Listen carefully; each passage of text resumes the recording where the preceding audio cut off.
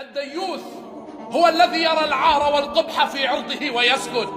الديوث هو الذي استرعاه الله رعية فخان الله وغش رعيته.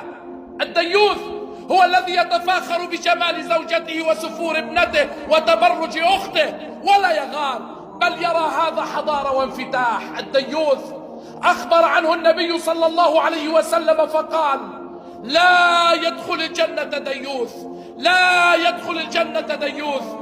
وما أكثر الدياثة في زماننا، عن يميننا وعن يسارنا أشباه الرجال ولا رجال. بتلاقيه هلا على الصيف الاسم مسلم، اسمه مسلم، وبياخد مرته وبنته إلى الشواطئ والمسابح المختلطة وهم عراة بلا ثياب.